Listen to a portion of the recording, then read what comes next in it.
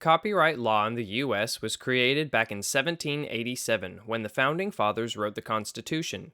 The reason they decided to include this law into such an important document was because they believed the law itself was extremely important for the development of our young nation. The copyright law gave creators exclusive rights to publish and distribute original works. The Fathers believed this would lead inventors, artists, and scientists into creating and discovering wonderful new works that would benefit the general public. However, not every piece of work is protected under copyright law. Some of it is in what we call the public domain. The public domain refers to a collection of works that have either never had a copyright, fell out of copyright after the owner's allotted time ran out, which is the creator's life plus 70 years, or the work was created before our copyright law was implemented. Whatever the case, if a piece of work is in the public domain, then anyone can use it at any time for any reason without having to get a license for it. A few examples of works in the public domain include Ludwig von Beethoven's Moonlight Sonata and Johann Pachelbel's Canon in D major. Both of these are famous classical arrangements and open for the public to use in any way they'd like. This includes live performances, syncing the works to movies and commercials, or using them for remixes.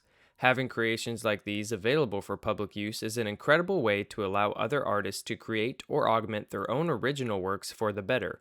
For example, Tim Burton chose to use Beethoven's Moonlight Sonata in his film The Corpse Bride. The song was a cornerstone in the movie and helped to emphasize the main character's emotions during the scene it was used. If the work wasn't in the public domain, then Tim Burton may not have been able to use it, and the entire mood of his film might have changed for the worse. As for Pachelbel's Canon in D major, the piano guys took the work and reimagined it, giving us the wonderful piece they call Rockabelle's Canon. This newer rendition of the song is very upbeat and gives the audience a different perspective of the classical song. Most, if not all, modern works will be protected under copyright law from the moment of creation.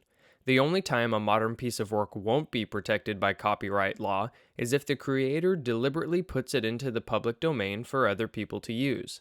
A few examples of protected works include Fall Out Boy's song, My Songs Know What You Did in the Dark, and 21 Pilots' song, Heathens. Both of these works are protected under copyright law, so the writers have exclusive rights to the arrangements, and, if the recording is self-produced, exclusive rights to the recording. Most of the time, however, a music label pays to have the song recorded, and therefore they obtain exclusive rights to the recording of that song. The copyright protection that the creators acquire for their work is in the best interests of both the creators and society. Because of copyright law, these artists are able to make a living off of their creations, which in turn makes it possible for them to keep creating and giving the world pieces of useful art. Society benefits from these works in a number of ways too. First off, art is entertaining. Without it, life would be boring and empty. Additionally, art tends to bring out emotions. It can be thought-provoking and at times very inspiring. Music especially has been known to stir people up, fueling revolutions and comforting those who need it. Without copyright, there'd be no time for art, since living off of it would be nearly impossible. As far as copyright law goes, I am under the impression that our government has it set up in the best way possible for both creators and the general public. Both benefit from the creation of said works. The way they benefit may be a bit different, but the positive aspects are there all the same. As long as artists are allowed to keep inventing and reinventing, then our society as a whole can move forward.